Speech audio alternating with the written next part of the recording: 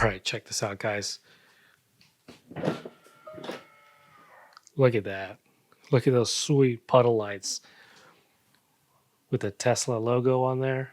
Man, it looks really good next to these new door sills that we have here too. So if you haven't checked that out, make sure you check out the video on that for the new illuminated door sills. But look at that, man, that looks cool. Those looks cool.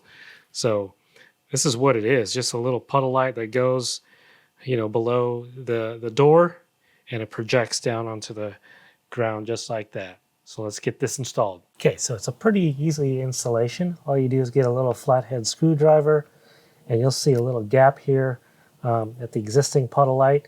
And basically, you just want to pry the existing puddle light away from the panel. And it just pops out just like that.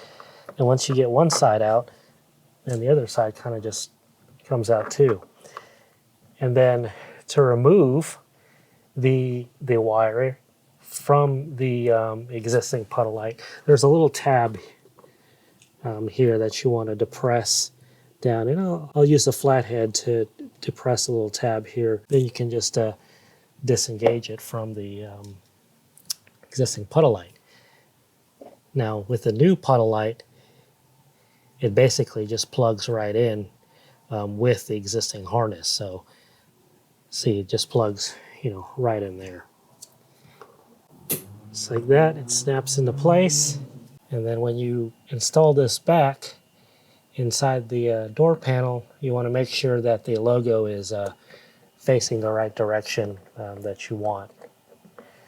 And basically all you do is just push the puddle light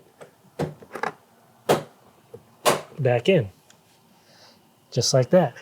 And there you go. And that's what it looks like with the new puddle light. Of course, I had to close the garage door to be able to see it, but we're going to go ahead and close the door real quick. Open it back up. And there you go.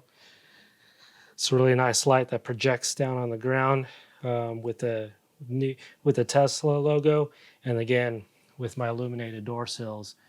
Looks really nice with that. So super easy install. As you can see, that only took maybe a minute. So highly recommend it. I'll put a link down in the description below so you can check it out for yourself off the Tlyard website and check it out. They have different kinds too.